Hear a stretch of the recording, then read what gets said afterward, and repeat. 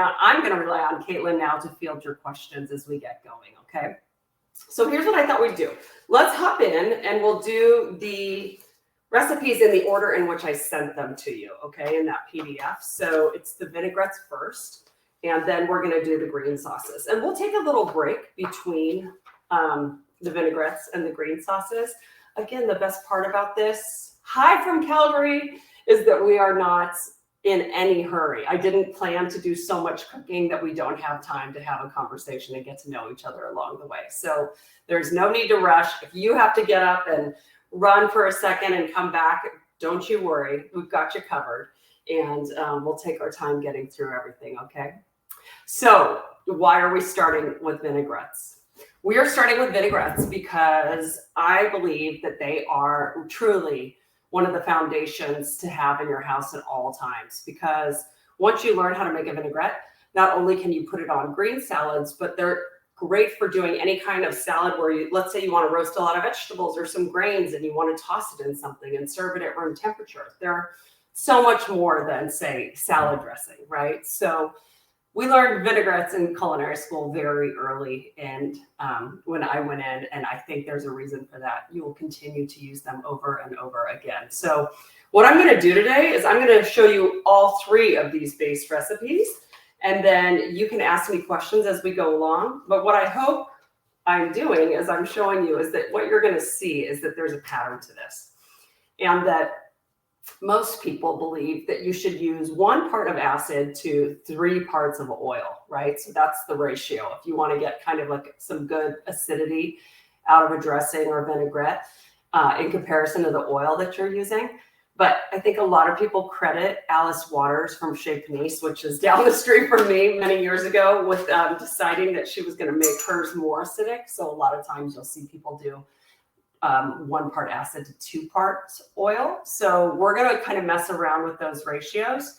But the important thing to know is that when you start cooking with me, this is about you creating your own confidence in the kitchen and liking your food. So even if I tell you to do something, hi Nancy, I want you to stop and ask yourself, what does this taste like? Do I like it, right? It's not about whether you followed my recipe perfectly or if you think somebody else would like it. You have to like it. And then with repetition, what's going to happen is that you're going to get so used to doing these things that you'll be able to cook without using recipes, which I do obviously all the time now because these things have been pounded into my head, right? But I know how to make them my own. One more thing about that, because this whole idea that we're going to cook the book and I'm going to cook through my new cookbook with you all as I finesse the recipes, that's a real thing and it's happening. But I think one of the most important things I can do for all of you and that you can do for me is be honest in terms of like, I want you to write down how long something takes you to prep it. You know, like a lot of recipes will say, oh, it's prep time and then it's cook time. And I might say, this takes 3 minutes to prep and it took 10 minutes for me to cook it if it's going in the oven or on the stove, right? If it takes you longer, I want you to write down how long it takes you, because I think cookbook authors, I really, really try not to be this person, but I think most cookbook authors cook faster than normal cooks, and they write their recipes to tell you that they take less time than they actually do. So I'm not here to pull the wool over your eyes and tell you something's going to be ready in 5 minutes if when you go to prep it, it takes longer, right? So that is part of the reason why I did not chop up all my ingredients in advance tonight, because I want you guys to see how long it actually takes me from beginning to end. And with that, I hope you start to see the value in getting your ingredients together before you start cooking, because believe it or not, it will save you time, right? So if you come in from a busy day and you're like, I have to get dinner on the table, and let's say you grab this recipe and you're like, okay, I need all these things, and you might have grabbed them out of the fridge, but you didn't stop to read the recipe, and you get halfway down and you're like, oh my gosh, I didn't know my garlic was supposed to be peeled and minced, or that I was supposed to have those nuts toasted before I did it. And then you're running behind, or the timing gets off and you just kind of get yourself into a hole, right? So I'll be talking a lot about reading recipes, making sure that there aren't any like secret steps in there that you could miss. And you guys can ask me questions all the way along the way. Okay. Does that sound good? So let's start We're going to start with classic French vinaigrette. I don't know why. I guess the French can claim vinaigrette probably as their own. My guess is that they really did make this to start. But what I think makes it French is the addition of Dijon mustard in it, right, for binding. And when I talk about a binder, it's something that's going to bring the oil and the vinegar or the acid, whether it's lemon or lime juice, together to emulsify and be one structure, right? So if you only added oil and vinegar and you shook it up, eventually it would just break apart again, right? You need something to bind it. And great binders are Dijon mustard. You can use cream. It's why people started using egg yolk in a Caesar salad. The one that always freaks people out, or it freaks me out, is that blood has been used a lot, in whole animal cooking. It apparently binds things. I've only had that once. I'm not squirmy about much, but I don't want it in my vinaigrette. And so most of my recipes you'll see are calling for Dijon when I want vinaigrettes to be emulsified. If you don't care that they're broken and you'll get bites of oil separate from vinegar or lemon juice or lime juice or whatever you're using, that is totally fine. In fact, I've had vinaigrettes in restaurants where chefs want them to look broken because it's so pretty, right? But then you just don't get every flavor in every bite. So totally up to you. Another one that works well, you can use cream and you can use mayonnaise. Mayonnaise has egg in it, right? So it acts like egg yolk does too that way. Cream, the fat in the cream brings it together. Unlike like a skim milk or a lower fat milk, that one works so well. You need the fat to bring those things together. So also on my camera skills tonight, I don't think I'll be nominated for any awards. Holler if you really can't see me. But what I want to try to do is bring this back far enough so you'll be able to see the counter the whole time. And then by the next class, next Saturday, I think I'm going to have to I want to do a second camera. Like, we're going to go big time on this, friends. So it's a good thing we're starting with something simple. And if you're cooking along, I'm going to let Caitlin grab your questions and I'll look up in a few minutes. So let's start with this. We've got the Dijon mustard. I called for shallot. We're going to talk about my first substitute ingredient tonight because guess what? They didn't have shallots at this store yesterday. It calls for a 1/4 cup of apple cider vinegar or white wine vinegar. I happen to have apple cider vinegar right now. A lot of times when I'm making this vinaigrette, I'll use lemon juice as well, just the juice from some fresh lemons. But I saw my friend Ellen make it with apple cider vinegar the other day, and I really like that combo. We've got kosher salt, which you all, if you want to learn all of my tricks, you're going to learn that 95% probably of chefs, at least in America, who call for salt, will talk to you about it in their book, saying diamond kosher salt. It's because it's the same. First of all, kosher salt is a great cooking salt. It melts easily into things. It's got a lower salinity. Iodized salt can really, really, really blunt and ruin the taste of your food. So if you want the proportions of salt to be in line with what cooks call for in their books, kosher salt, and it's on that list if you went into the bonus classes before this, they'll be up for you as well. It's on the pantry list of ingredients, okay? So I always call for salt in my vinaigrettes because salt brings out the flavor in everything. And I call for black pepper a lot too, but not as much as some people. So we'll talk about that as well.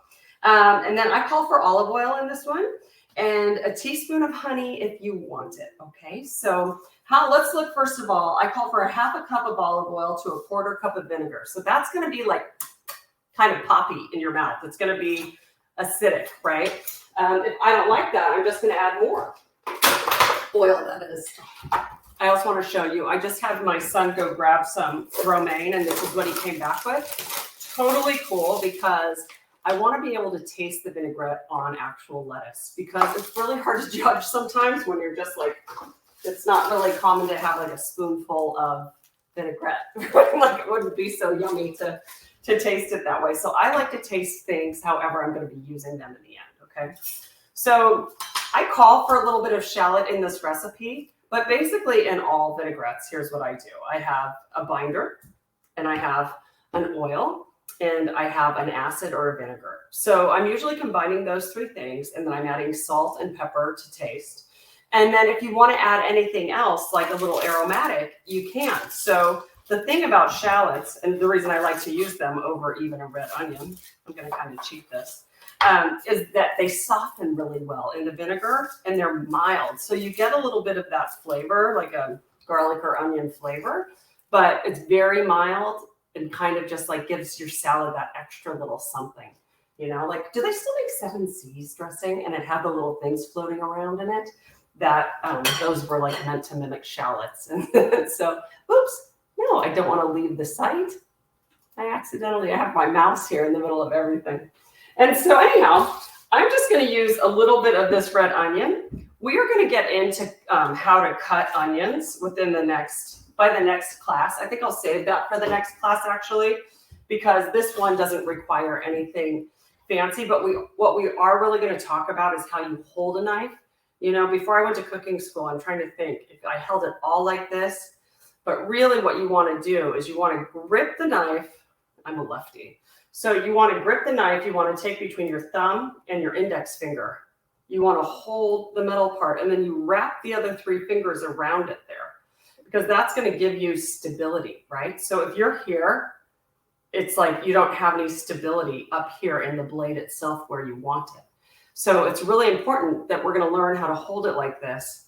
And the other thing that's going to happen, instead of cutting like this, right, you're going to learn that you keep, well, sometimes with this shape of knife, I'll have to go back on this, but you want to keep the tip of your knife on the board, right? And so you're only just lifting and working with your wrist. And then we're going to talk a lot about this other hand shaped like a claw. So let's say if you were like this and you were cutting, can you see how easy it would be to come across a finger? But if you keep your other hand stabilizing the object and your fingers are wrapped under, if this butts up against your fingers and goes down, guess what? Your fingers are going to remain intact. So I'm just going to chop a little bit of this red onion. I like it. It was the best backup for me to shallot because I think they're really mild, okay? And we'll talk, you know what I think I'll do is I'll host a happy hour time to talk about all the tools I recommended too in terms of knives and things like that, because you'll see me use the same tools time and time again. And I have just a few knives I love to use. So I'm just chopping this first because what I like to do is I like to add, if I'm adding any herbs or if I'm adding any onion or garlic to my vinaigrette, I like to put it in the acid first. So it kind of like cooks it and softens it. And it's just going to make the acid a little less aggressive and it'll make the shallot or red onion or whatever you are putting in there a little less pungent. I see a question.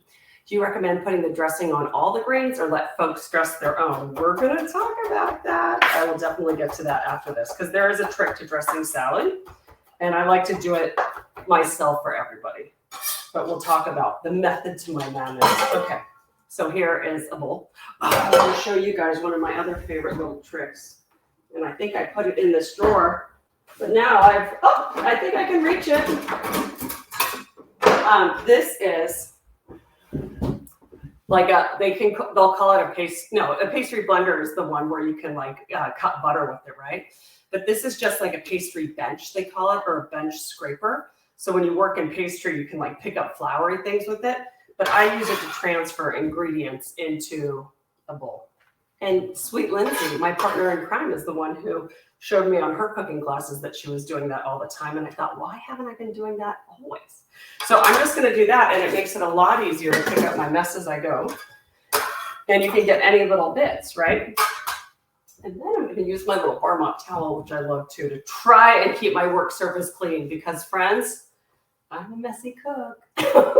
When I'm being watched, I can be clean, but naturally, I'm kind of a mess.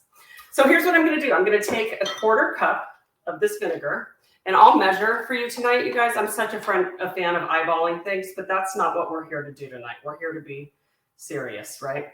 So that is a 1/4 cup. And then let me guess. I like to follow my own recipe and make sure I like what it says. Oh, yeah, it says to put the Dijon mustard in first. You know why? Because that's going to help bind it right away. And I just came overflowing on my fingers. Now this I'm eyeballing because I know what 2 tablespoons looks like. Add a little more. Let me rinse my hands since I made a mess. I'm like 2 seconds away from my sink. I never really have to leave this area. Okay, So now I'm going to add a 1/4 cup of this vinegar, and we can just whisk it in. So I like to add whatever liquid I'm adding to the mustard slowly, because what's going to happen is if you do it slowly, you can slowly start to combine those two ingredients, whereas I literally just spilled it. If you were to pour it in all at once, then you're kind of chasing the thicker texture of the Dijon mustard, and it'll be lumpier and harder to whisk, right? So we are just going to pretend I didn't make that mess. That's just, I've always been accused of being a klutz as well. So nobody who knows me, anyone who knows me is probably not surprised I just did that. But let me get that out of the way. I'm just going to add, now that it's kind of combined with the other start. To start, we're good. Get that out of my way so I don't do it again. We're going to whisk, whisk, whisk. And can you see how that's just one liquid at this point, right? I'm going to put a pinch of salt in there. Yeah, I just call for kosher salt. I don't put a measurement on it because I think it's different for everyone.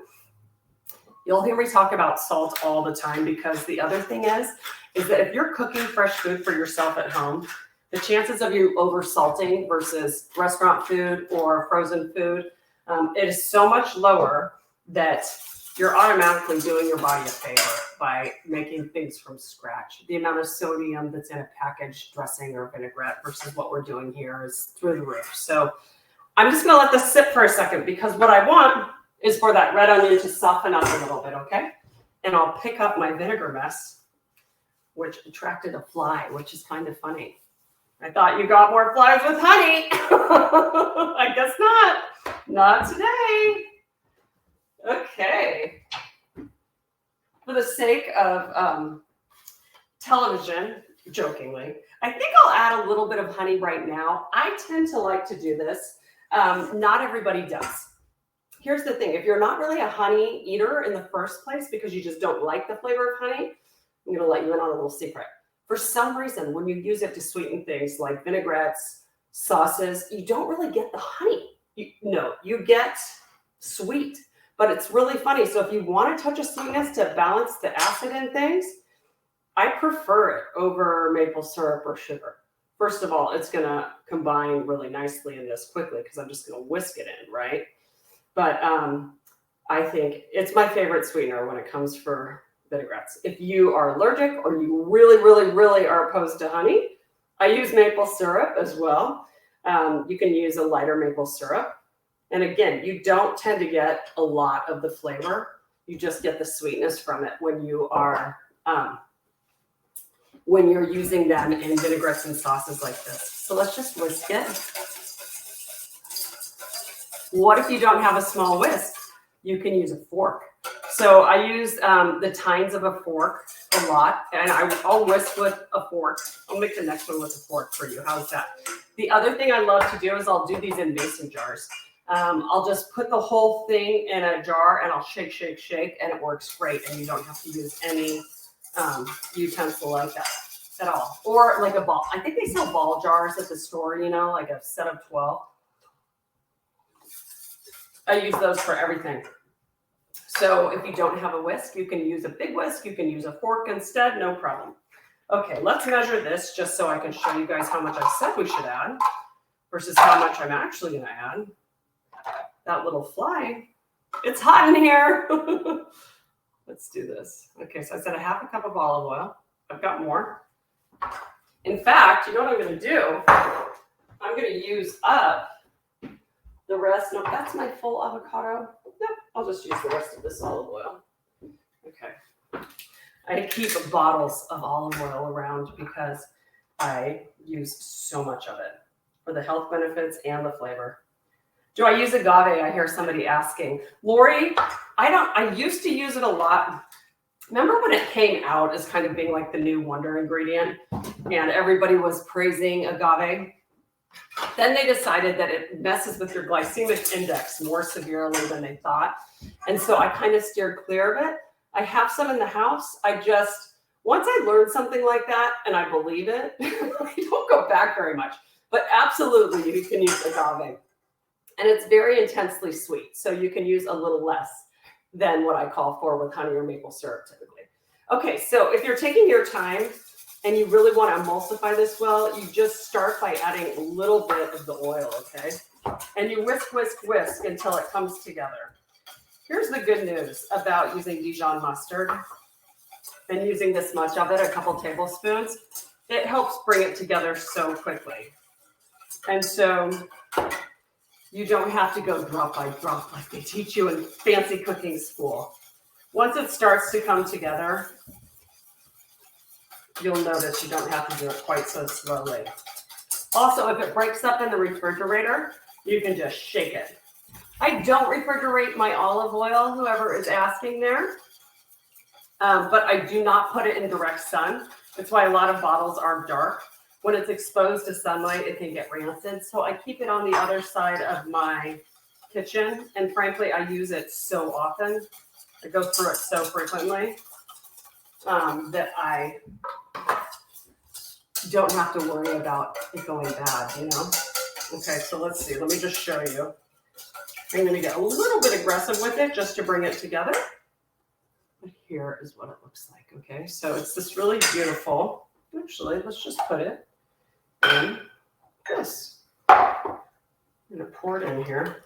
That darn fly. I can't remember the last time there was a fly in here. Of course for today, right? Okay. Now I'm going to rinse this out because I'm going to use it again. I don't want to use a million bowls and things tonight. You'll start to learn that I'm not a fan of doing endless amounts of dishes. Somebody's sending, oh, hi, Kasha. This is a blast. Thank you. Oh my gosh, how fun that you could be on your couch, right? That was the other thing. When we decided to do this, I thought to myself, I mean, I love teaching in live places, but one of the things that COVID was so great for is now we have access to everybody all over the place, right? And I got really comfortable learning from home. So although I think it's really fun to teach cooking classes in group settings, a lot of people get very intimidated by it. Some of the classes I've taught 4-hour classes before, and it's been absolute silence. And I think, oh my gosh, this is so horrible. Everybody's having the worst time. And then they'll come up to me afterwards and start thanking me and asking me questions that they were too embarrassed to ask in class. And so I love that if you want to sit on your couch and just hang out with us, you can do that and you can still learn something, right? So here's my little lettuce test, like I was saying. I just literally dip some in. Some extra protein. That's hilarious. Yummy. I have swallowed a fly once in my life, Michael. It wasn't fun. And then my mom did it like 3 days later. It was so bizarre. The honey is good in it. If you're cooking along, I think it just balances it nicely. And I recommended 2-to-1 on this in terms of olive oil to vinegar, and I really like it. The thing is, when you're working with lemons sometimes and they're really, really acidic, it just depends on the type of lemon you're using, the time of year it is. It can be too much, and you can add more oil. But the other trick I want to tell you about is if you like the balance of the flavors, so you like how much acidity there is and you like how much olive oil there is, but you just want a little, let's say you even want it to just stretch a little farther and you don't want to like overcompensate, you can just add a splash of water. That's what's so great about using a binder. I see Caitlin's asking a few questions. Here we go. Does the quality of store brand EVOO matter, or does it make a difference to buy a better brand? How long will the sauces keep? Okay, let's answer the second question first, because here's the best part about this. All of these vinaigrettes will last at least a week in your refrigerator. That's all I'm promising you, but I'm not gonna lie, I keep them in my refrigerator for weeks at a time.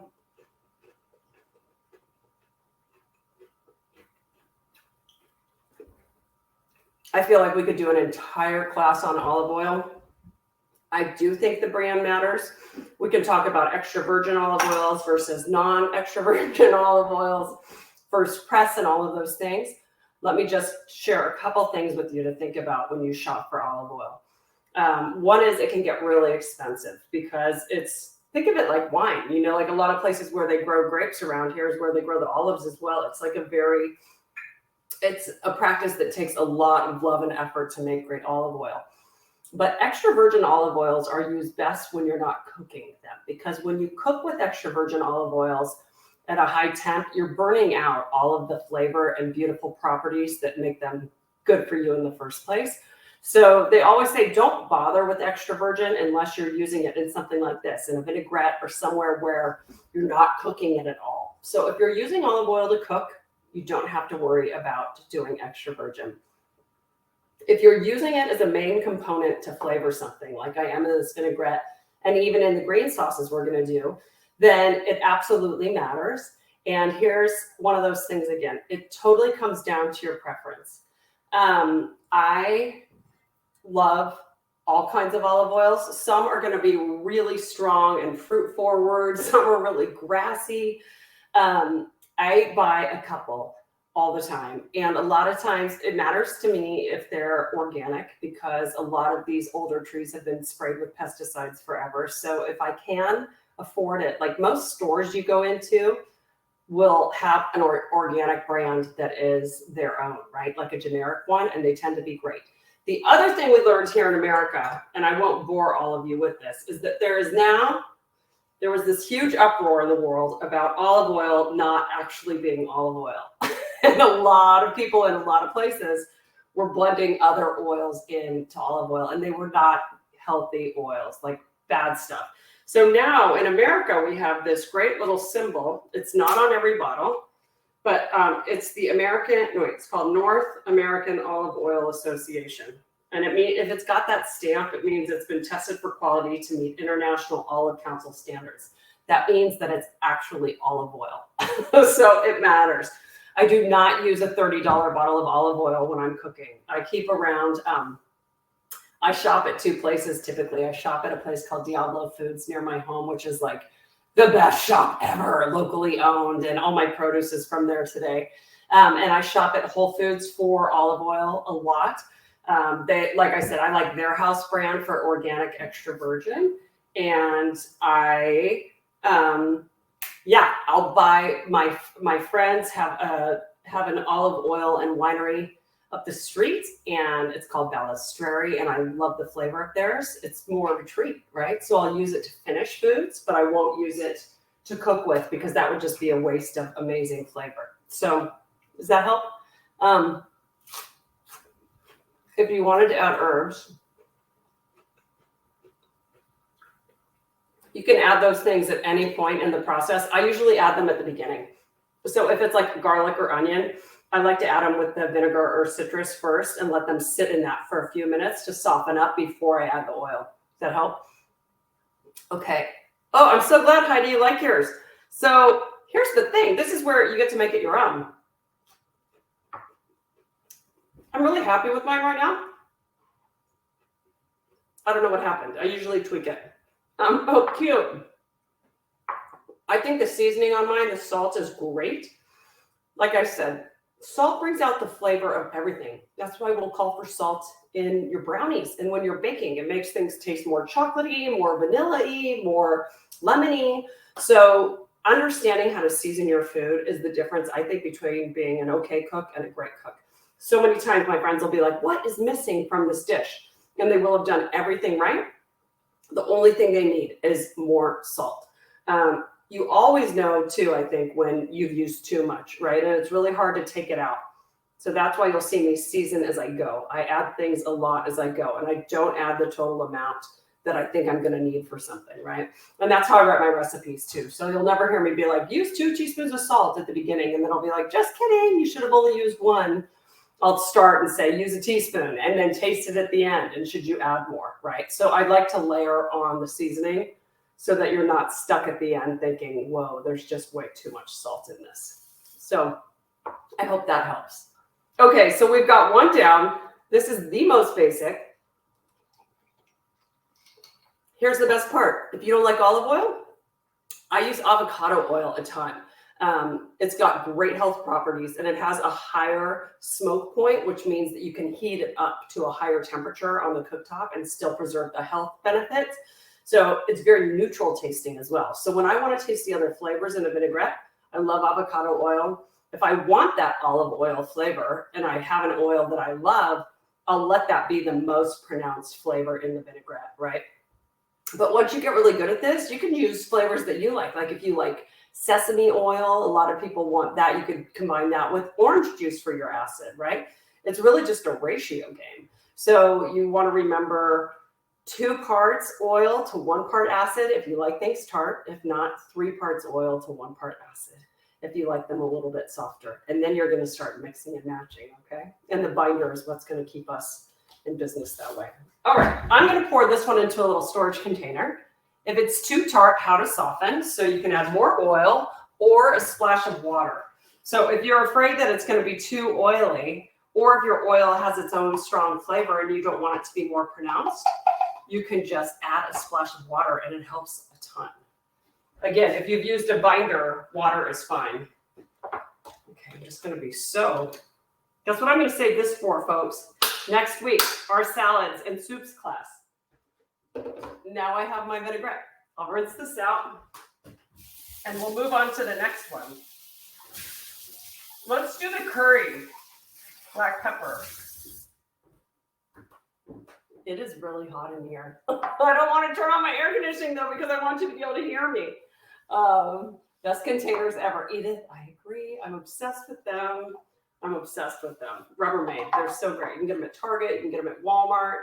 I recently did an article for Katie Curried online about how to organize your kitchen, and I talked about those darn things. I'm obsessed with them.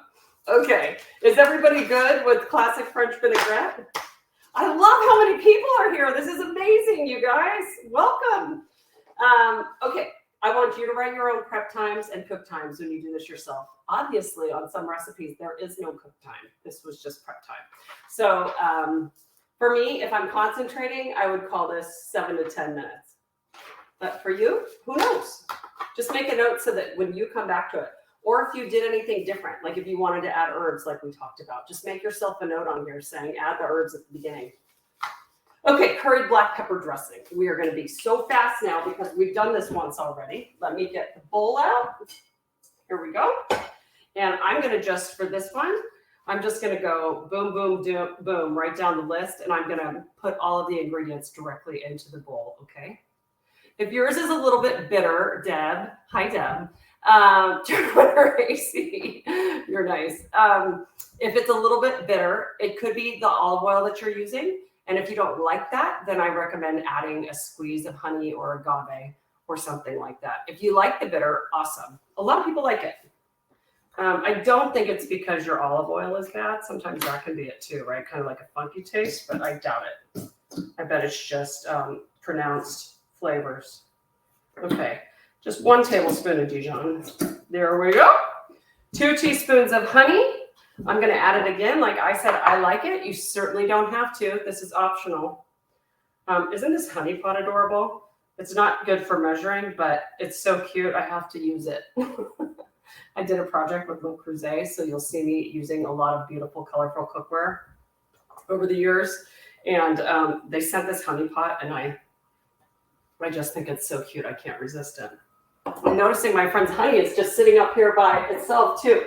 My friend Five Marys from Five Marys Farms, not only do they raise cattle and lambs and pigs, but they make honey. They do all of these amazing things. So that's the honey in my honey pot. Okay, and now 2 teaspoons of curry powder. This is such a fun dressing, vinaigrette, whatever we want to call it, because it's super versatile. And you'll see me use curry powder a lot and turmeric because I do a lot of anti-inflammatory cooking and I talk about my personal health a lot and ingredients that I use to feel my best. Turmeric is one of those ingredients you hear the whole world talking about in terms of how it can improve your health. And it's one of the main ingredients in curry powder. Here's something fun to know about curry powder, and I'm looking for my glasses again, that not all curry powders are the same. They have different combinations of ingredients. They're pretty typical, most of them, at least what we get here. But if you were to travel around the world in India, everyone's got their own combinations. So this one's coriander, turmeric's the second ingredient. Mustard, cumin, fenugreek, paprika, cayenne, cardamom, nutmeg, cinnamon, cloves, Think about how much work that takes to put all of those things together. So I love buying curry powder. I use a lot of it. I'm calling for 2 teaspoons here. That looks about right. Feel free to measure. I just can't reach my measuring spoons because I've blocked myself in on this island. Okay, salt and black pepper. This is the secret. When you use turmeric and curry powder, you want it to work for your body and be anti-inflammatory. Guess what? Black pepper is what makes it more bioavailable. And all that means is that it brings out those amazing health properties in it by 2,000%. So on its own, turmeric's like, yay. And with black pepper, it's like, yay. So I suffer from inflammation and chronic pain, and I'm constantly trying to feel better. So I always have freshly ground black pepper around. I'm getting aggressive. Let's add a little bit more salt. And then, okay, a 1/4 cup of lime juice, and then a 1/2 cup of olive oil or avocado oil. I'm going to use avocado on this one personally because I love that it is more neutral tasting, and I want to taste the curry powder in this. By the way, this is so good for other things besides green salads. It's so great drizzled over things like grilled foods or marinating things in it. Yum. Chicken salad would be amazing. But first, let's talk about these limes, okay? So limes are funny because when you cut them in half, they're not quite as juicy as a lemon would be. So you can do one of a couple of things. First, you can use a citrus press or a ream if you have the kind that you stick in there and you do that. If you have an electric juicer, terrific. Citrus presses work really well for limes, but I want to show you one other trick that I learned from a chef, and I thought it was the best thing ever. Limes juice more readily when you cut around the center. The center is more fibrous. So what I'm going to do is cut the little bottom off and make it stable. And then I'm going to cut the sides off in a triangle, and I'm going to leave the center. You'll see. You just figured out where the comments are. Terrific, Shelly. Yay. You were all learning, right? And by the way, since this is our first one, I really have relied on Lindsay Kinder, who is my business partner in crime here, because she has Food La La, which is an amazing culinary platform as well, where she teaches. And, oh, which measuring cup can I move? Sure. And she likes Crowdcast better than Zoom for these. And the comments are easier to monitor, and they're great when you go to post them for you all to watch later. But if we have to switch to Zoom, that's fine too, okay? We're still learning. So see how I cut the bottom off? That's because you want a stable surface. It's like camouflage, my sweatshirt. Okay, so now I'm gonna cut a side off. We're gonna call that a little cheek. So cute, right? But look what happens. You just squeeze it directly in here. Can you see how much juice I'm getting out of that? You get a lot more juice that way. No, I'm not going to do this for a 1/4 cup. I just want to show you. And then boop, you go and you cut another triangle. And then I'll cut the other triangle. So what's left in the middle is the more fibrous part that's harder to juice. Isn't that brilliant? I'm just going to put that in my little compost, and I'll use a juicer for the rest of it, or the citrus press. But I just wanted to show you that trick if you prefer to do it that way. So fun to hang out with you all. Okay, so let's squeeze this one in. The rest straight into my compost. My goal is to not have a big mess when I'm done tonight so that I can relax. And this will be so fun to look back on because this is the only class I'll be teaching as a 49-year-old. Because I turned 50 this weekend. And so after this class, I plan on doing a lot of relaxing with friends this weekend. Okay, I'm going to just go ahead and whisk this right now to show you the ingredients together, and then I'll add a little more lime juice. This is just going to help kind of like dissolve the honey, the Dijon mustard. It is so fragrant. Oh, with the turmeric and the cumin and the cardamom and the cinnamon. Yum. I love it. Again, you can totally measure how much juice you're using, okay? I'm just doing kind of the casual thing because I can. And you can juice this directly into a liquid measuring cup if you like. Probably one that's a little bit bigger than this, just so it's not spilling everywhere, right? Okay, but I'm gonna go. My guess is I need like 2 limes, and that'll be plenty. Yep, I think that'll be good. I usually get 1 to 2 tablespoons of juice out of each lime, just depending on how juicy they are. I get a little bit more out of lemons when they're in season. Okay, I love this little serrated knife for cutting through citrus. Safer than a flat knife, especially if your knife is not sharp. If it's dull, man, this fly's got business with me, huh? Should open up the back door and make it think it can go outside, even though there's a screen. What do you put this on? Just salad? No, we can put it on all kinds of things, Edith. So it's great on salad, but I like it on salads where you're adding a ton of different ingredients. So we're really going to talk about that next weekend. Next week. So if you want to make this and hold it, but the other thing I like to use it for is for a marinade or kind of like a sauce. So you could let shrimp sit in there or chicken, or you could broil some fish and brush it on at the end. You could do it with roasted vegetables and it would be delicious. So if you end up liking the flavor, there's not much you can't put it on. I use my vinaigrettes for everything. So much more than just green salads. Okay, let's get the avocado oil because I said that's what I was going to do. And I want about a half a cup, so I'm going to measure this. Do you ever microwave citrus a few seconds to get more juice? Asking for a friend. Emma, is it Emma? Can I see from here? It's a wonderful trick. If your citrus is really tough or a little underripe, you can microwave it for like 10 seconds and it softens the skin a little bit. It makes it just like a little juicier. I saw Rachel Ray do that and I totally believe it works. So you can do that or you can roll it under your palm and try to kind of like beat it up a little bit on the board and it helps. Woo! This is a great brand of oils. La Tour Gel. When I worked at Williams-Sonoma for so many years, we sold all of them. They do really beautiful seed oils, but we'll talk about why I don't. I use fruit-based oils, right? So think avocado, think olive, nut seeds. Those oils are a little bit more temperamental with temperature and high temperatures and lose a lot of their health properties. So, but I love them in a dressing like walnut oil. Yum. You do not look a day over 49 3/4. Yeah. Watch out, Michael. I can't block you. I don't even know how to do that. So, okay, here we go. Let's whisk in the olive oil just like the last time. Or avocado oil, I should say. Again, I'm using avocado oil this time because I really want to taste the lime and I really want to taste the curry powder combination. You could certainly use olive. You could use, I've moved away from canola as well for health reasons. I don't have to break all of that down for you tonight and bore you. If you are going to use it, definitely look for organic. Canola oil is actually, the real word for it is rapeseed, R-A-P-E seed. That's why you can understand it went through a branding moment.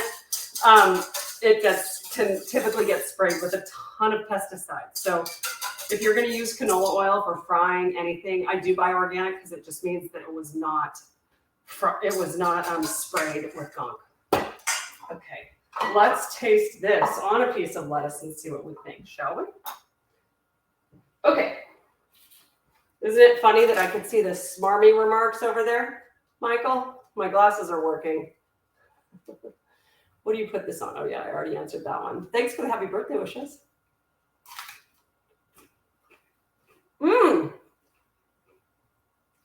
By the way, you guys can tell me to move things all the time. I'm still learning what this looks like for you all, okay? I can see it, but I get excited about cooking and I get distracted. Okay. If any of you are making it, you probably measured. I need more lime juice. Like this much. Watch me roll it. Like that. So that'll help bring out the juice as well. I already spilled on my shirt, you all. I'm a hot mess. Okay. I can go put some spray and wash on it between vinaigrettes. Like I said, I work in a really compact space. My washer dryer is just like 10 feet that way. It's very convenient. I think I have a Tide stick. I'll have to bring that over here. Into the compost it goes. Maybe I can trap the fly in the compost. Wouldn't that be funny? The fly wouldn't think so.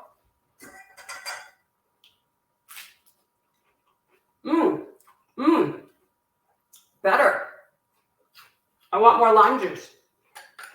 So again, if you use more than I told you to, that's okay. You're the boss. Oh goodness, this is good. Yay. You aren't cooking. Okay, good, Lori, because I've spilled the vinegar. I spilled on my shirt. I refuse to wear an apron most of the time. I don't know why. I actually love aprons, but I like half aprons. Sometimes I feel constricted when they're up here, and so I'm just silly. Okay, let's try this again.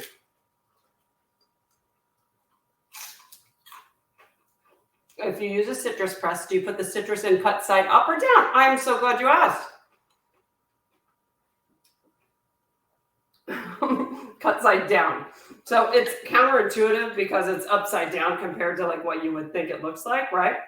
Flip it over, and when you press down, it almost inverts, and the juice comes straight out the bottom, right? So the cut side down and press really hard, and it'll squeeze all of the citrus juice out, okay? Great question. My best cooks are memorialized on my clothing. When I'm using spinach to taste, would be great on a spinach salad. It absolutely would be. You could do spinach, and you know what? Even if you warmed this up a little bit and you poured it over spinach with some red onion, maybe toasted almonds, you could add chicken or something like that if you want it. It would be absolutely spectacular. Okay, friends, we've got one more down. I love this one. How fun is this? Now, when I entertain my friends this weekend, and we come back from having fun, I'm going to be like, why don't I just cook for you? And guess what? It's all going to be done. She's cheating. Okay. So let me rinse this one, and then I think I'll put the Tide stick on this so I don't ruin my sweatshirt. Is everybody good? We're going to do the chipotle lime next. Does that sound good? It's messing with the lighting a little bit. Oh, hey now. Look at that. If I move the ring light, that's better, isn't it? A little bit? Okay. Refill your glasses. Whatever you need. Oh, I found it.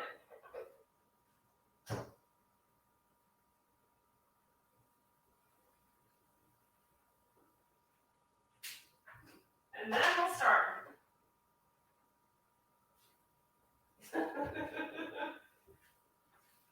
It's real life here, folks. Definitely real life. Now I'll just have Tide on me for the rest of the time. Okay, let's rinse this out and we'll do the next one. I think the next one I'm going to do in a blender just to show you how to do it that way. For those of you cooking along, are we good on timing? Are you jonesing over Steph and the Warriors? You know what? I'm going to tell you guys a little secret. Are you ready for this? I like telling the truth. Okay, first of all, I'm a huge basketball fan.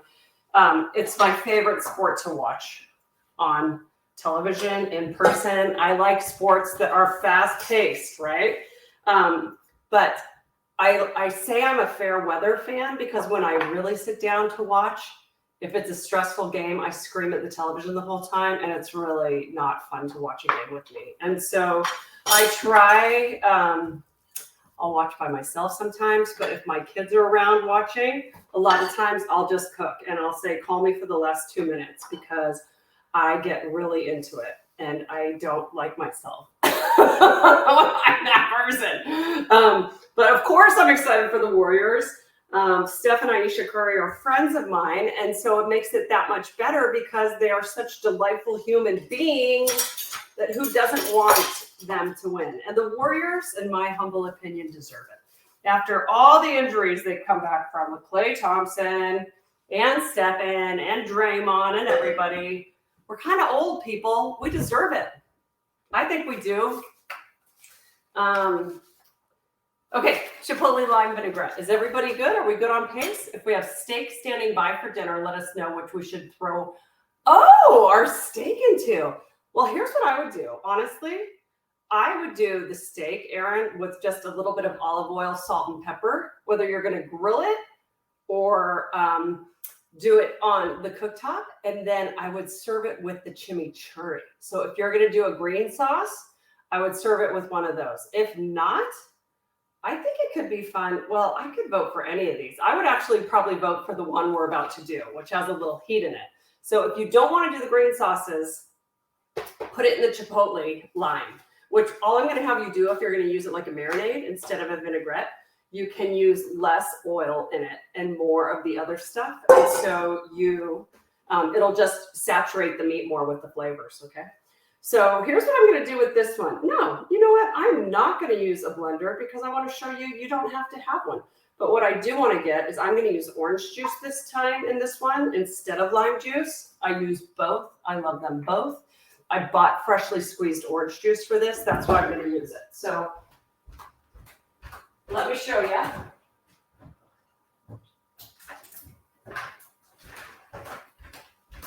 My kids have informed me that I ruined orange juice for them because Haas green sauce, great on steaks. Thanks, Michael.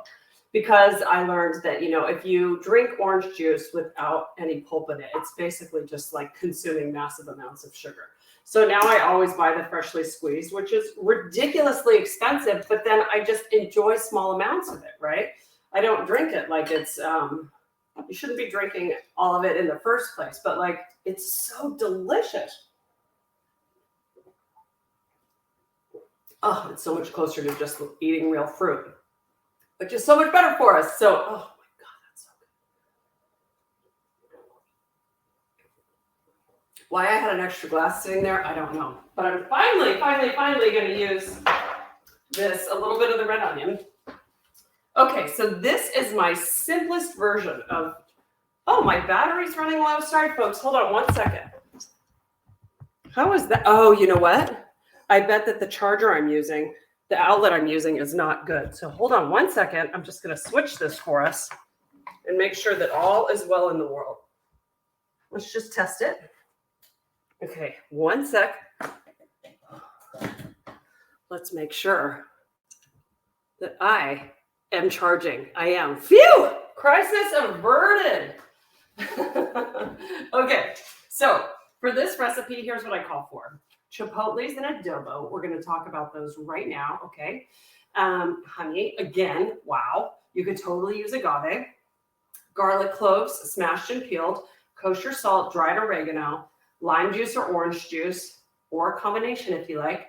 And then some avocado or olive oil. So let's do this. Instead of putting it in a blender, I'm going to show you how to do it on my cutting board, even though it's going to make a mess of it with the chipotle, because I want to save my blender for one of the green sauces for you, okay? Here are chipotles and adobo. Do you know what these are? These are smoked jalapenos is what they are. And so the adobo sauce itself is, glasses please. Oh, my cutting board is amazing, Janet.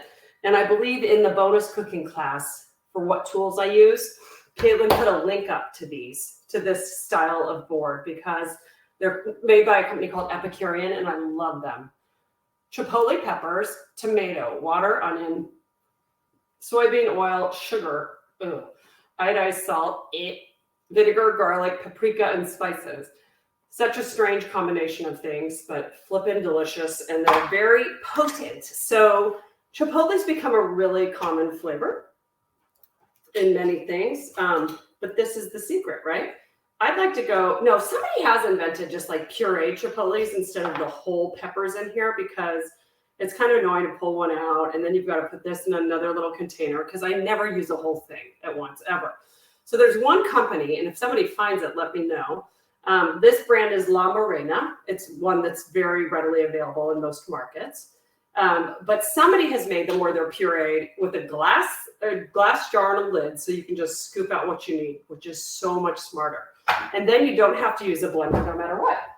Today, I'm just going to chop mine and make a mess because I find that enjoyable. So let me get a spoon. I'm just going to scoop some onto my cutting board. These are super spicy. So what you want to be careful about is that you don't want to touch your hands to your eyes after you've worked with these. And by the way, so I'm going to pull out some of the smoked jalapenos themselves. See it? That big one, right? But there's the sauce around it. and that has still got a ton of heat. So I'm going to put some directly into my bowl, the sauce. Spicy! I don't love a ton of heat, I'm not going to lie. But I'm just going to use one of these. And then maybe my fly will come over to the chipotles and adobo. Maybe not. I'm going to chop this up, move it with my knife, and I'm just going to get it to so it's kind of a paste. Now here's the deal: the seeds are still in these, and that's where the heat is. You don't have to go to the hospital because you hurt yourself. Could you comment on making a red green sauce and when you would use versus the green? I know you have to go to hospital, hopefully for work, doctor, and not for injury. But if you're thinking of a red sauce, I do a romesco red pepper sauce, which I absolutely love, that I'm happy to teach you all too. And I use that as much as I use green sauces with steaks and everything else. So if you have my books, you probably have them. I think I have a red sauce in both of my most recent cookbooks, a romesco, which is delicious. In this book, we're going to make it with jarred peppers instead of freshly roasting them, because who takes the time to roast peppers these days? Not many people. And so I want to make it easier for you. Okay, so that was my chipotle and adobo. Into the bowl it went. Just trying to clean that up as I go as well, because spice. And what else have we got? We've got more honey. Agave would be great here, Lori. Oh, good. I'm glad. Oh, you know what else? If you just go to Amanda Haas Cooks, my website, I've got a ton of free recipes on there. I have romesco on there. And just use, if I call for freshly roasted, I think I even said on there, use jarred. And I tell you which ones to buy. You know, the ones that come near the canned tomatoes, and they're just roasted red peppers. Like Mazzetta makes them. So they basically do the work for you. Okay. So friends, if you're making this as a marinade tonight, here's what you're going to do different. You're going to use the same amount of these ingredients, but you're just going to use less oil, okay? I'm just going to put my salt in right now because I can. I'm going to add my oregano. I'm going to do, that was probably a teaspoon of salt. This is like really punchy. Since there's so much spice, I want the salt to balance it all. Let's get the oregano, which is right here. Here's what I do when I feel like when I don't want to pull out a measuring spoon. I've written so many books where you have to write down the measurements that I'm pretty good at knowing. Like, that's a teaspoon. One less dish averted, even if it's a small one, right? Okay, and then the only other thing is, I wanted to show you the garlic cloves. So that's why I'm saving this for the end, because let's get these out of the way. I put them in a little bowl for us already. Okay, so let's talk garlic. Fresh garlic versus jarred garlic. I think fresh garlic tastes better than what you find in a jar. It just tastes more garlicky if you're patient enough to chop it. Oh, Laura, you prefer honey. Good to know that you can't really taste it for those family members who don't like it. Yep. Arriba to the world's best cooking teacher. Thank you, Michael. If you're allergic to peppers, roasting them change the chemical makeup and aren't a problem. I love that, Kasha. Thanks for sharing. Oh, thank you. Is it Erna? And I said Emma, or is it Emma? Oh, I'm so glad you're having a good time. You guys will have to spread the word. Oh, and then we'll talk giveaway. I'm so excited, you guys. I really am going to give away amazing things every class. This one, I'm a little slow today because I didn't get a commitment from the one company that I'm really excited to share with you, but we're going to give away lots of my books. Garlic clove, okay? So if you have a whole thing, you can just pull them off like that. You want to do something really fun? If you have the whole head of garlic and you're like, it's hard to pull these off, and you want to use all of them, just put it upside down and press. Whoa! Ta-da! It breaks them all up. Do you guys have my name at the bottom of your screen so it's blocking my cutting board like I do, or is that just my annoying thing? Oh, I'm a real hot mess now. Look at that. Oh my gosh, it smells so good. Now that I've broken all of these up, you can put them in a little bowl. And if you're not going to use all of them, no worries. Just get through them in the next probably 5 to 7 days. I'm just going to keep a couple out and show you a little trick. So if it calls for minced garlic and all you have is like a whole head of garlic, you can just do what I did. You can either pull a couple off or turn it upside down and push on it. And then I just use the flat side of my knife to get the skin off. Boom! Smash City. You can also use a meat pounder. And then you just peel the skin right off, right? Because who wants skin from garlic in anything? Show me someone who likes garlic skin in their food and I'll show you a liar. There's just nothing redeeming about it. Unless if you roast a whole head of garlic and you cut the top off and then you kind of like squeeze the paper from the garlic, that's delicious. But then it stays put and only the cloves come out. Okay. So yes, I'm going to smell like garlic. Another fun trick. Did you know that if you have a metal faucet and you rub your fingers on it, like wet them first and rub your fingers on the metal, it takes the garlicky smell out of your fingers. For a long time when I was at Williams-Sonoma, we sold these stainless steel bars of metal and you just use it like a bar of soap and it would take the garlic. I'm going to have to try that again in a second just to prove to you that it still works. Hold on, let's see. Oh my gosh, it totally works. That is so bizarre. Science is amazing. Okay, so now we have my garlic cloves. Is there any way the recipe can be shown in the corner? Oh, you know what? I'm going to get all fancy with you all. Like you need it like this, but why don't I find a way to see if we can post it, like share a screen with you for the next class, Edith, so we could do that if you haven't printed it out, right? Yeah. Okay. That's what we're going to do. Do you want to take a picture on your phone right now? And you can, but why don't I figure that out? I'm just leaving this if anybody needs it. Okay. Otherwise, by not having it in front of you, you're going to memorize the technique and toggling back and forth from PDF. Yeah. That's a pain in the booty. That's a great call out. Where the cookbooks are. Could you really see it? Hold on. Let me get into my junk drawer. Oh my goodness. What if this works? Hold on.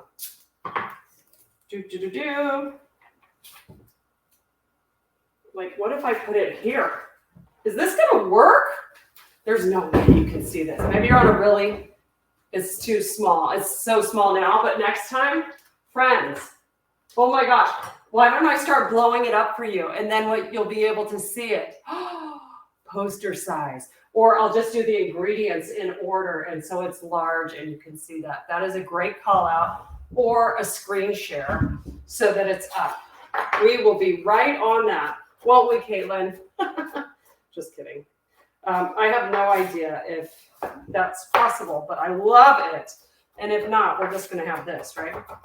Okay, so here's the deal. If I were doing this in a blender and I wanted it as a vinaigrette, I would puree the you-know-what out of this garlic and oregano and chipotle because you don't want to get huge, massive pieces of garlic in your dressing. If you're using it as a marinade, you don't have to sweat it because it's going to fall off. You know, it's not going to stay underneath like this. Here's another little trick. When you're mincing garlic, sprinkle some of the kosher salt over it, and it acts like an abrasive, and it actually helps you cut through it because garlic's really slippery. So if you want a finer mince on it, mix a little kosher salt in. And can you see how I keep grabbing it back with my knife and dragging it back so it's not all over the board? And then sometimes I'll just bring it back in a little pile on the sides too. And just boom, boom, boom, boom, boom, boom. So this I'm going to use as a marinade since I'm not putting it in the blender. Oh, that's a lot of garlic. If I were doing this as a dressing, I would not use that much garlic, but I'm feeling slightly aggressive tonight. And now I'm cooking for my friends this weekend. I'm taking them out for a meal, but now I'm going to cook for them too. I know what we're doing Saturday night. Eating at the House of Haas. Okay, wipe that down one more time. Make sure that my prep surface is clean. This is my junk drawer, which is amazing. That's why I was able to whip out that tape so quickly. This is an island that's on wheels, and so I wheel it around the kitchen as I need to. Okay, I'm just gonna whisk these things together, all right? So this is like a really thick marinade right now. I haven't added any of the citrus yet. You make yours in the Vitamix, that's a great call. That's exactly what I use typically. Okay, let's add the orange juice. Again, you can add lime juice. You can add orange juice and lime juice. Totally up to you. Orange juice will obviously be sweeter. I love the combo, and we'll do a pork recipe where I use a combo of orange and lime juices. Okay, and now let's add some avocado oil. Oh yes, my recipe's over here. Half a cup avocado or olive. In this one, I would go avocado or canola or something neutral because the olive is not the flavor that we really want to be tasting. So I'm going to start with a 1/4 cup and taste what I think. This should taste stronger than I want it to be because I want this to be a marinade and not a dressing. Here's the other trick. If you wanted to use it for both things, you could add that much oil. Yum. Yum. Taste it, pour some out for the marinade, and then keep adding more oil to use it as a dressing, okay? So will orange juice help temper the spice? A little, but not a lot. Here's what I'll say about the chipotles and adobo. Start with half of what you think you need. Start with half of what I tell you you need. I keep looking up over there. 1 to 2 tablespoons chipotles and adobo. I went really mild on this recipe for you because I didn't want to scare anybody. So start with a tablespoon and see what you think. And then add from there, okay? But this, so it's really loose when I do it this way instead of in a blender. Oh, it's so good. Salt, it needs more salt. If you blended it, it should look orange and creamier than it does right now. And if you wanted to stay emulsified, just like I've been talking on the other things, you could certainly, oh, it's like you read my mind. Is it Sonia? That's hilarious. You could certainly use Dijon mustard for this. If you're only using it as a dressing and you're not using it as a marinade, egg yolk would work really well as well for this.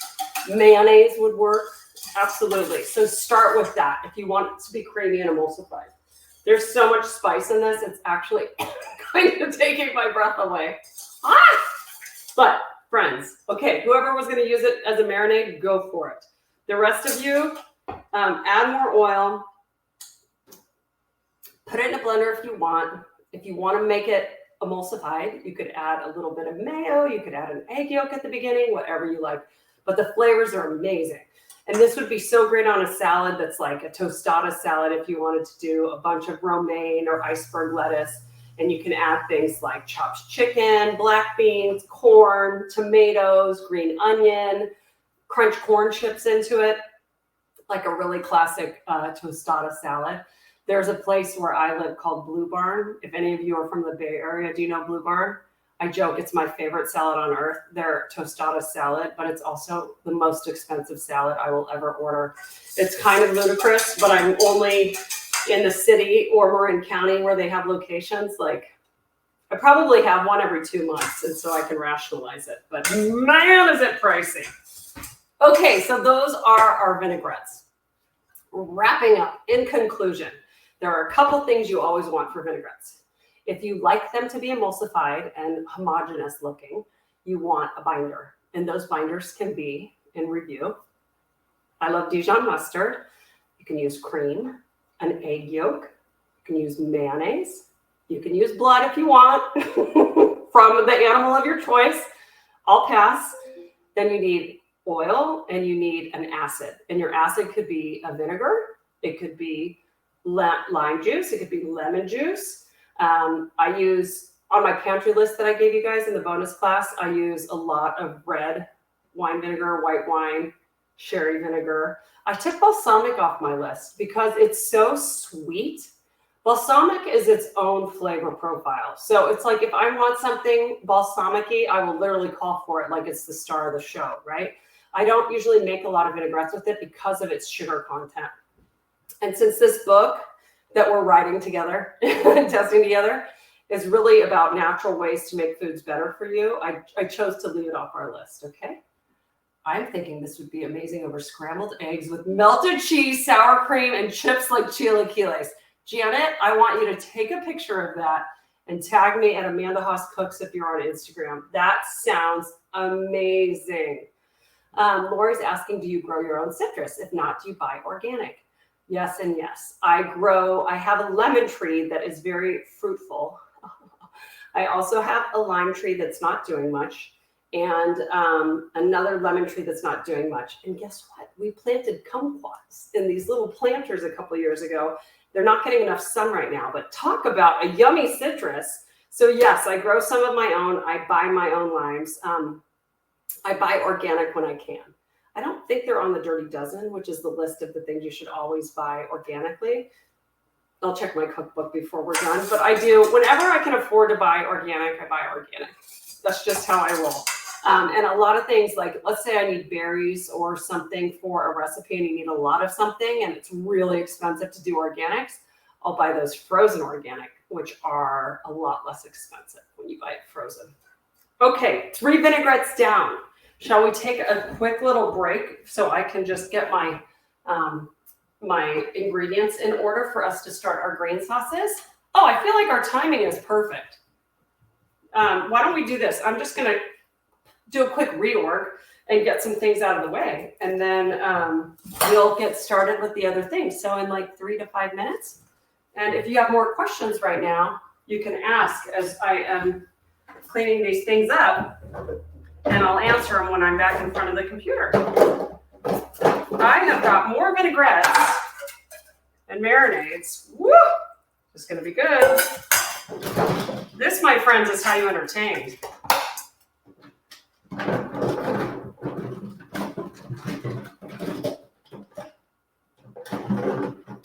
All right. I've got a storage capacity issue in my drawer. More storage containers than I need. My goodness. Okay. Get rid of that one. I'm going to put all of my recipes away that we're done doing. I love the feedback on figuring out how to show the ingredients somewhere. Thanks for adding that. We're going to do the chimichurri next, in case you're going with me, okay? Oh, composting would be a great conversation to have here. Okay, let me put my spices away, things I know I'm not going to need again. These 2 green sauces are going to be pretty similar. But you'll see why I love them so much. So what can I do with the rest of this can of chipotle chili so that it does not go wasted? Let me show you. 1 can was close to $3. I am so glad you asked. On the bottom of my rolling island, I keep my appliances. Like, that was an ice cream maker that just fell off. Hold on. I'm going to show you what I do with mine, and so you can keep them. The other thing you can do is if you're using a blender, you can use all of these and make a huge amount of marinade and save that, or blend them and put them in a storage container and put them in the freezer, actually. So here's what I'm going to do with mine. I'm so glad you asked that question because I'm going to be up against this exact same question, and I don't have the right size storage container right. Oh, this will work. So here's what I'm going to do, because they'll last for probably a week in the refrigerator. So if you plan to use more, great. If not, put them in something else besides the little metal can. Put some plastic wrap down on it if it's bigger, right? So the air doesn't get in there and cause ice crystals, and then freeze it. Ice cube trays is even better.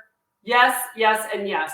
Just be super careful about washing those ice cube trays later, because if you put something else in them, it could still be really spicy. I imagine the chipotle with a little bit of oil in there, it gets absorbed into the ice cube tray. You know what I mean? That's brilliant. And then you pop them out. Oh, that is so fun. I love that idea. You all are so smart. Okay, so I'm going to do that. I'm going to put mine in the fridge for a week. And but the freezing idea is brilliant. Let's just rinse that out. Friends, by the time we're done, we're just going to be picking up our feet, relaxing into this evening. How are we doing? Everybody hanging tight with me? Are we good? Okay. You can tell me if we're not. I'm going to go wild and not measure anymore, but I'm going to encourage all of you to measure. So this is hilarious. I have my little mouse here in the middle of all of my things. Can you pick? Did I miss any other questions? Love the composting idea. You guys can always send me emails. I think even at Amanda Haas Cooks, it has a section where you can send me messages. You can also always follow me on Instagram and send me a DM. I love your feedback. You can also email us at hello@foodlala.com. foodlala.com. That's Lindsay, my partner's other business. hello@houseofhaas.com. That's our general email address. So any suggestions you have for class, leave them there. Any compliments, any negative, you don't have to remember our email. I'm kidding. I hope the compliments mean that you spread the word to your friends. And you know what I'll even do is if you have friends who want to join, email me and I have a special code for them to get a discount. Not more than what you all got, my founding members, trust me. But it's still special. hello@houseofhaas.com. That's where you go, friends. We lost the password to the account, but I'm confident we're going to find it by the end of the day. Oh, how funny Crowdcast is telling you what I'm teaching right now. This tab is using your camera on your microphone. Okay. I love that we still have 48 people hanging out right now. That's amazing, you guys. Thanks for showing up. And you'll have to let me know what you think of these class times. Oh, I know what I want to poll you all about right now. And we'll get started here on the chimichurri. Let me get my herbs. What do you all think about doing the two classes every month kind of close together in the month versus spreading them out? Because part of me thinks that it would be easier to do them close together, like a couple days apart, so that when I send you with a shopping list, you get everything at once, right? So you're not going out and having to do this all the time. So let's say we did like one on a Wednesday or Thursday night, and then the next one was on a Saturday. Do you like that idea versus trying to make them 2 weeks apart during the month? I'd love your thoughts.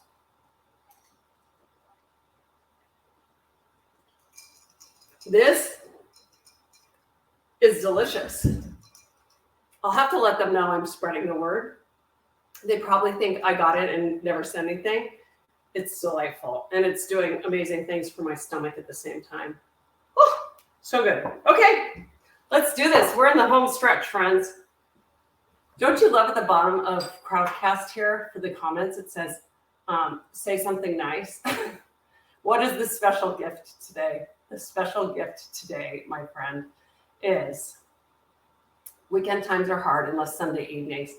And the first time change from Pacific time to Eastern needs to be considered. Yeah, it's hard. It's really hard because, as you all saw, if you were here at the beginning, you're all across the country. And some people are even in different countries. And so the timing is really tricky. Here on the West Coast, starting at 5 is great for me, but most people aren't even home from work yet, right? These classes work really well if you live in the middle of the country, but the same on the weekends, right? Okay, thanks for all the feedback, everybody. I really appreciate it. Okay, let's talk about the most requested recipe I make. It is chimichurri, friends. Yes, chimichurri, which is an Argentinian sauce meant to go with typically grilled meats. I started making it, I don't know when, 20 years ago, and literally it became like the thing I was known for. Why is that? I think because people normally think of sauces when you go out to restaurants as something heavy and rich that's going to bring you down, right? Like it might really be a beautiful flavor, but you're going to leave feeling eh. And with all of these green herb sauces, you feel amazing. So they add tons of flavor. They're great for you. Herbs are packed with nutrients, and they can go on anything. So yes, they were developed by Argentinian cowboys to go with their steak when they're out ranching, but they are great on vegetables. They are great. This is great as a salad dressing. It's great as a marinade. It's great on top of things. So literally chicken, shrimp, tofu, steak, you can put this on everything. So whether you choose to marinate your food in it and cook it like that, I love to do that with chicken. But typically what I'll do is I'll keep my grilled food really simple. Maybe put a spice rub on it, but usually olive oil, salt, and pepper. And I top it with one of these sauces. And it is everyone's favorite. I mean, it's hilarious when I go to friends' houses for dinner. I'm like, what are we having? Skirt steak with chimichurri, ribeyes with chimichurri, chicken with chimichurri, salmon with chimichurri. My kids, they still like chimichurri. I need a break from it from time to time. Okay. Am I making sound effects, Kasha? I don't even realize that I do that. It's kind of scary at this point. I live alone half the time when my kids are at their dad's and one son is at college, and I talk to myself all the time. So I'm not surprised if I'm making sounds. Okay, here's what we need. Sherry vinegar is this very typical vinegar to use with it, or lime juice. I don't have sherry vinegar tonight. I think I'm going to use lime juice. More Dijon mustard. You can see these ingredients that I continue to pull in other things, you guys. That's one of the ways you save money when you cook and hang out with me, is that if you build that basic pantry that I built, and I sent you guys the list with the bonus classes, I pull from these ingredients all the time, and then you just substitute some fresh ingredients in with them, and it's awesome. More garlic, 2 cups loosely packed parsley, 2 cups loosely packed basil, mint, or cilantro, or combination, olive oil, salt, and honey. I really didn't mean to do this tonight. This just shows you how much I use honey to sweeten things. I have to look at the last one. Did I call for honey? No, I did not. It's a miracle. Here's what we're going to do. We're going to build this in the blender carafe so that it is super easy to do. This is a Vitamix. I'm spoiled rotten. They sent it to me, you guys. This is what happens when you've worked in the culinary world for 20 years and you're just kind to people. They send you stuff. So yes, this is a major investment. My kids use it every day for smoothies. I use it for vinaigrettes and marinades and dressings. And if I make nut milk myself, it's really easy to do. If I make cashew milk, you don't even have to let them sit. You let it sit in warm water for 20 minutes and then you just blend the whole thing. So let's see what this would be. Say the first Thursday of the month and first Saturday of the month, for example. Oh, I love that suggestion to make it consistent. I love that. Okay, that's a great call. I'll probably announce that for the next couple of weeks. KitchenAid is good too. It sure is, Edith. So the KitchenAid, gosh, that blender that's silent. The bigger one, it's so beautiful with that gorgeous carafe on top. I can't remember what the name of the model is. I had that one for a long time too. I think I gave it to my ex-husband. He scored when we got divorced because I get so many things for free. I hooked him up.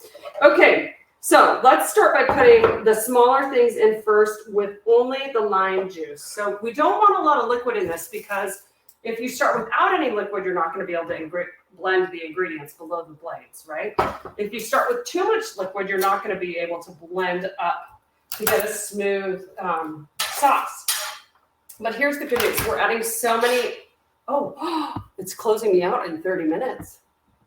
I'm so glad that I guess they mean business when they say it's a 2-hour class. Okay, well, let's just get cooking. So you want to have a little bit of liquid in there to move the things around, okay? But you just don't want too much. But we're going to add so many herbs, and this is going to be kind of a chunky sauce. We're not looking to puree it to being totally smooth. Okay, so I've got that. Oopsie! I'm using my knife like the bench scraper. Only do that if you're really confident that you're not going to cut yourself, okay? For those of you who think that sharp knives are how you cut yourself, it's usually the opposite. Dull knives make you cut yourself because you have to put so much pressure down to cut that you risk your knife flipping over on you. Okay, I'm dying to put my garlicky fingers on the faucet again. Okay, and then we're going to talk about capers. So capers are a great way to add a lot of flavor. The caper berries. Excuse me, that is just the most horrible, horrific sound. Let me rinse my fingers. I guess I do make noises, Kasha. You guys, that is unreal. It literally removes the garlic. I can tell that that knife is super sharp. What are used to sharpen your knives? I'll talk to you about knife sharpening. I usually take them to get professionally sharpened at least once or twice a year, but I also have a sharpening steel, which is something that you use to maintain your knives all the time between having them professionally sharpened. So, you know, that would be another class. I think I need to do a class just on knives, which I'm happy to do for you all. Capers, here they are. So I bought capers that were packed in just brine, a saltwater solution. They do sell capers packed in salt. If you use those, you need to let them soak. A lot of people soak them in milk, which takes a lot of the saltiness out of them for like 15, 20 minutes. These I just rinse them and made sure that I washed some of the brine off so they're not too salty. But these are meant to be salty. They're so good. They're so good. How many tablespoons? So for like once in my life, I'm not going to add salt to this until I'm done because these already have so much in there. Okay, now let me just add the lime juice. A little lime juice. Whoever asked if I'd put them in the microwave, these could use a little time in the microwave first. But we're just going to go for it, folks. I'm feeling crazy. I mean, here I'm up against the clock. You just ran out of Dijon. That's okay. Okay, well, here's the thing. You know what you can do if there's still a little bit of Dijon in the jar, but you can't get it out? Put your liquid in the Dijon jar, the lid on, and shake it up, and it'll bring out all the rest of that Dijon and pour it in. If you don't have that, if you have cream, you could use cream. And if not, if it's just for this recipe, Sonia, just don't worry about it. Just omit it. It'll be totally fine because there's so many herbs. It's not going to matter. Okay. You won't be able to tell, basically, that it's emulsified or not because the herbs are so distracting in color. So these blenders are great, you guys, because they, the KitchenAid one is like this as well. You know, when you buy tiny blenders with tiny motors and they don't really get that centrifugal force going and it never pulls the stuff on top down to the bottom, that stinks. And so if that were the case, I would either hand chop this or I'd just use a food processor. For this, my friends, we're going to use the Vitamix and it's red. Okay. All right, so now I've got everything in there except the olive oil and the herbs. And I'm not going to use the honey tonight unless I taste it at the end and say, what the heck is happening? Like I said, I'm not going to add any salt yet because I don't know how salty this is going to be. Very important to put the lid on so it doesn't go flying. Okay, let's put this here. Can you all see this? Okay. I'm just trying to break up those chunks of garlic, right?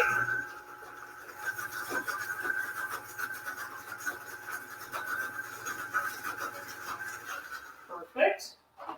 Let's just bring this carafe back. Here's where it's going to get fun. You get to basically add your own assortment of herbs. That, for me, friends, is going to be parsley, flat leaf parsley. I have something against curly parsley. Flat leaf parsley is also known as Italian parsley. Mine has been washed. If yours looks dirty, wash it. If it doesn't look dirty, it's up to you. Cilantro is always dirty. Flat leaf parsley has normally been freaking washed to the point of being unrecognizable. Here's the best part about flat leaf parsley. The stems taste good too. I'm not using all of it, but I'm not worried about the parts of the stems that get included. Boom, straight into the carafe. We're gonna add a little bit more parsley. And then cilantro is really popular in the Argentinian version. I know that a lot of people truly have an aversion to cilantro. I didn't buy any for this tonight. I like it. I like the cilantro with mint. I like the cilantro with basil. It can be a mix and match thing. And I'm going to use some of the mint. So mint has a stalk that is woodsy, more like the woody stem of rosemary. Not quite that hard, but it's not tasty.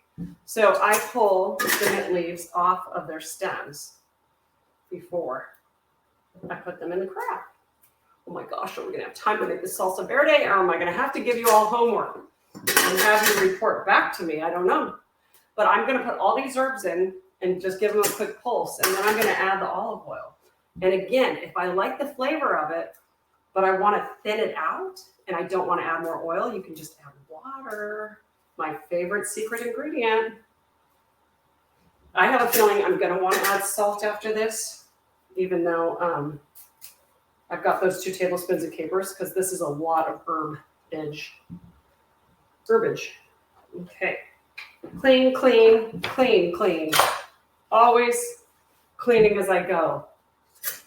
I really am not. You have bottled liquid organic lemon and lime juice, pure. How does it work as a substitute? You know what? Go for it. I have a feeling, Jane, it's got a lot of citric acid in it, which kind of gives it an aftertaste. But if you're used to it and you like it, that's all that matters. So go for it. Tell me what you think. Or if you have a vinegar you want to use instead. You could use a red wine vinegar, a white wine vinegar. If you don't have sherry, that's totally fine. Just don't use balsamic. Balsamic would throw this thing off because it's so strong. Okay, so I'm just going to pulse this before I start adding some olive oil. And then it's going to get fun. Oh, look at this. Glug, glug, glug.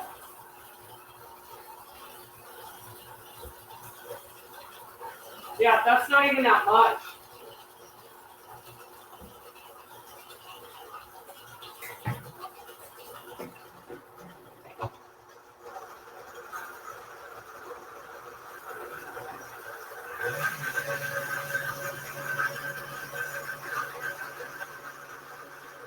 By the way, if you want to measure your herbs, that's totally cool. I've just made this so many times. It's kind of silly. I think I want to squeeze a honey.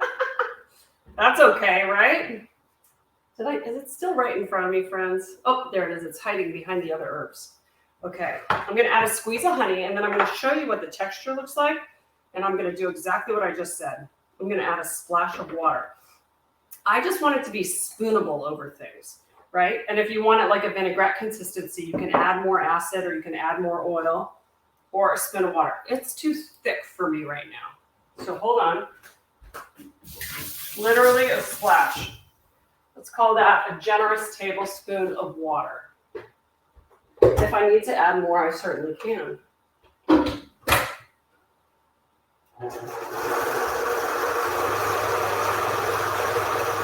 And if you want to keep this thicker, you can too. You can keep it with the herbs really thick.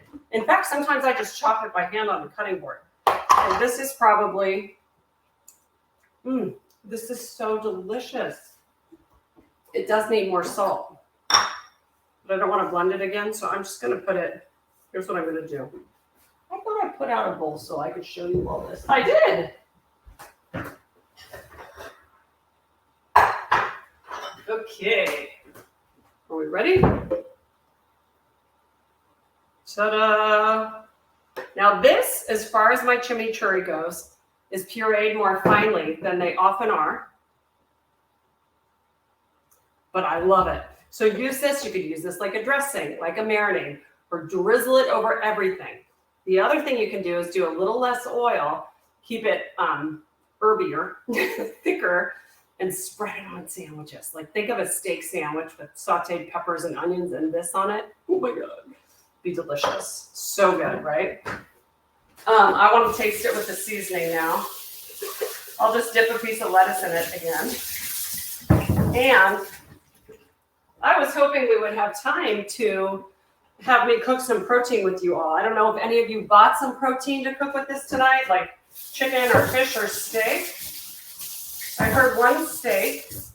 We'll spend a lot of time cooking proteins because I think that it is really intimidating for some people.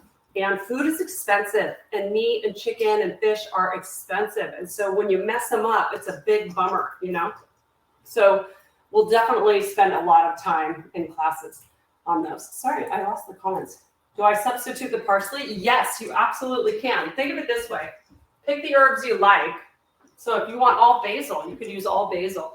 Basil, mint, parsley, cilantro. They all mix in naturally nicely. So if you don't like parsley, you can take it out. Another herb I love to add, but I don't do it all, I'll combine it with like parsley or basil is tarragon. I love tarragon. It's kind of a pain to pull off the stem, and it's not as easy to find. So if you can't find it, don't worry about it. But when you can, it's delicious.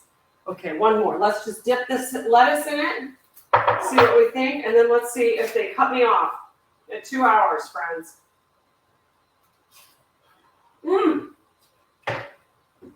Yum! We can pull off the next one. Regular parsley will taste okay. I don't know what it is for me. You get a lot more yield off flat leaf parsley than the regular. So yes, if you like regular parsley, use it. Capers last for weeks in the fridge because they're in brine, salt water. Okay, prizes. So my grand prize tonight, there's one part that I can't announce yet. Like I said, I need confirmation. But I'm giving to one winner 3 copies of my book, The Vibrant Life, that are behind me. And I will sign them, personalize them to anyone you'd like. So whether that's you or a friend or a relative, so you get 3 copies of my book, along with another prize, which is valued at $100 that you will use in your kitchen a lot. So I'm so sorry I can't say what it is tonight. But all of you get first dibs on it. So basically, just by showing up tonight, you get entered to win it. And I actually think it should be anybody who's in the class tonight gets 2 entries. And anybody who's a member who wasn't here tonight gets 1 entry. And we'll pull names that way. Sound good? So 3 copies of my book signed, and another prize which you could use in your kitchen every single day, which has I think a $95 value. And I can't wait to announce it, okay? And then the next week, in 2 weeks, we'll have another giveaway, and they'll start getting more product specific once we have more sponsors. Okay, let's bust a move and make this last sauce.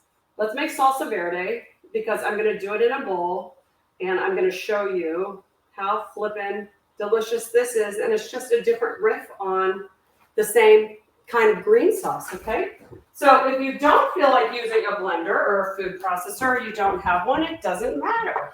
You can make a chunkier sauce like this, and it's gonna be amazing.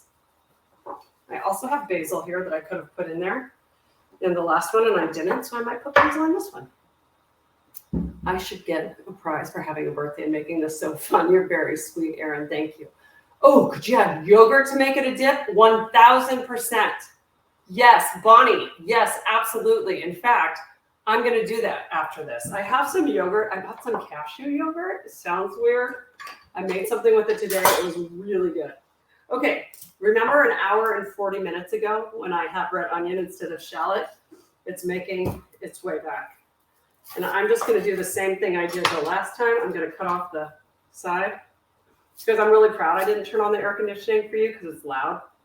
But boy, I'm letting it rip the second we're done here. You guys are so nice. Yeah, 50 is big, Edith, but I'm really excited about it. I don't know why. I am really excited about turning 50. I think back to when my mom was turning 50 and she was literally so mad about it. I don't know. I'm excited. I feel like life's kind of just getting started. My kids are growing up and I like it. Like I like their ages right now. Okay, so I'm just pretending that this is a shallot because shallots are so tiny. You mince them. I need 2 tablespoons. Is it telling me to stop talking? No. 50's peaceful. I like that. You know what? I think I'm finally just at a point where I'm spending my time the way I want to. I don't do things I don't want to do. COVID helped with that. I'm learning how to say no, and I'm learning how to say yes to the things I really want out of life instead of like doing things out of obligation. Like starting this business. This is so fun. I mean, Gosh, I pulled this off just in the nick of time, friends. So if you're having fun, I really hope you'll let me know. And if there are things you want to see, I hope you'll give me feedback too, okay? hello@houseofhaas.com. Okay, so we've got that. We've got capers, more capers, rinsed and drained already. What about that? Now I could coarsely chop them. I'm not going to. I'm going to use a fork to combine all of this, it says. Look, guess what? I've got some Dijon mustard. I promise you all of these recipes don't taste the same.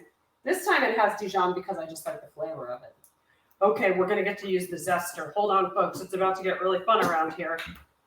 Where did I put it? Ha! A tool I use all the time. A zester / microplane. It is such a great tool for getting lemon zest, lime zest, chocolate, garlic, grated. Parmesan cheese, all of it. Let me grab a lime because I don't.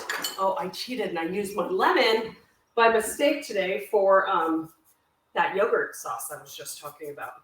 So can you guys see?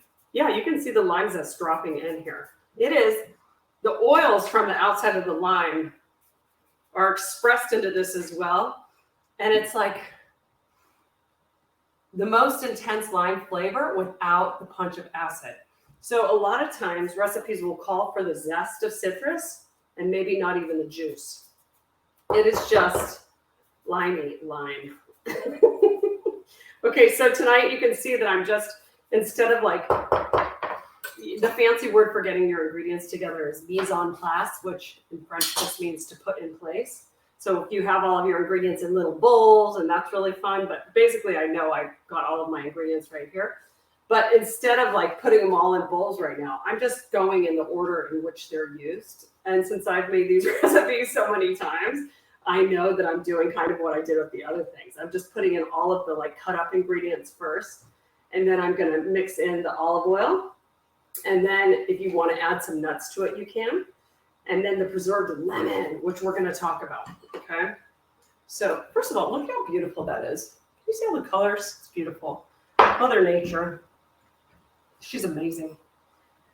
Okay, so instead of the vinegar, or the lemon, I should say, it said 2 teaspoons grated lemon zest plus 1 tablespoon lemon juice. That's probably exactly what I'm going to have here with this cranky lime. Lime zest smells amazing. Oh, it wants me to get another garlic clove out. What do you know? Let's try to put it on the microplane and grate it in, because if you do this carefully, the garlic just melts in and it's delicious. You guys, it's so cute. I live across the street from an older woman, and I've never met her because I'm afraid I would scare her. Her house is kind of set back, but she sits out in this chair and she just watches stuff go by. She's out there right now. One time she called the fire department. She thought there was a fire at my house and all these fire trucks were coming up. Here I go. I'm going to grate the garlic. All these fire trucks came flying into my driveway, and I was freaking out thinking my neighbor's house was on fire. And I run outside in my slippers and pajamas, and they're like, "You've got a fire." And I was like, I'm home watching television with the lights off. And she thought that there was a fire. There was no fire. Scared the daylights out of me. Okay, I'm going to bang this. See all of that garlic? Ta-da! Boom! Right into the bowl, and it's going to melt. Okay, you do not want to grate off your fingers. So I'm not going to grate the whole clove. This side is not rough, so you can kind of run your finger down it. Get that extra garlic, okay? I'm going to do my trick again. How are we on minutes, folks? I bet it's going to count me down at 10 or 5 minutes. 6:50. Oh, okay. Okay. Parsley, mint. I'm going to use, let's use some more mint. I'm going to use basil instead of parsley this time. I'm just going to pull a fast one. And then olive oil, preserved lemon. And I called for pistachios or almonds, whatever you like. If you want crunch, I love crunch in this. I'm just not going to take the time to do the nuts in it right now, you guys, because I don't want to get cut off, you know? Okay, mint turns brown really quickly. So when you mix it with acid, though, it keeps its flavor, or it keeps its color a little bit better, okay? So I'm going to chop this fast and get it in with the acid. And I'm going to get some, this is just fresh basil that's organic and has been washed. It'll tell you to wash. Yeah, it says wash first. You guys will probably learn about me that I'm not that worried about these things. Oh my gosh, it smells so amazing. There's not a spot of dirt anywhere here, but don't listen to me. Do what you do. You do you. I'll do me. I don't want the stems on this too. They're too thick, right? So I'm just pulling the leaves off. They're so fragrant. They turn bad quickly. They'll turn brown very fast. So we're going to chop, chop, chop, literally, our herbs and get them in this bowl. How are we going to get all of those herbs, which I'm sorry you can't see, there we go, into this little bowl? That's where the fun comes in. You can do this. You can stack them. We're going to do a fancy trick, which I'm going to teach you 1,000 more times in our time together, where you stack your basil leaves or mint leaves, whatever leaves that are stackable, and you roll them. I'm not a smoker, but if you like to hand-rolled cigarette, you roll them like a cigarette, apparently. I'm just cutting off those little stems. And then I'm going to, see how tightly that's rolled, like a little burrito? It's a green burrito. Then I'm going to hold it, and I'm going to take my knife across it and get these little slices.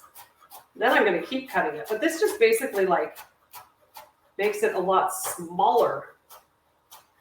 This is kind of medium to advanced knife skills. Okay, I'm going to do one more cut across this way because right now I have these long ribbons. Cut, cut. This does not work if your knife is not sharp. So then you get these little pieces. Isn't that fun? Super fun. Again, you could do this in a food processor or a blender for a less rustic look. I'm going rustic tonight, friends. People are going to be able to tell this food comes from the earth. Okay, let's see if there are other questions as we're wrapping up. So that have a great birthday. Oh, I already saw that one. Thank you, Lori. Every place I went tried to sell me pickled lemons. Oh, okay. Okay, hold on. I do want to answer about preserved lemons because they're really available in a lot of markets now. Oh, you had to order it from Amazon. It's great that they sell it. I don't want you guys ordering crazy ingredients, right? I like to call for things that you can usually find in the store. So if you couldn't find preserved lemons in the store, that's a bummer. Don't worry about it. It just adds this like level of flavor that if you like it, you'll love it. If you don't like it, you can leave it out next time. But preserved lemons are just lemons that have been packed in salt.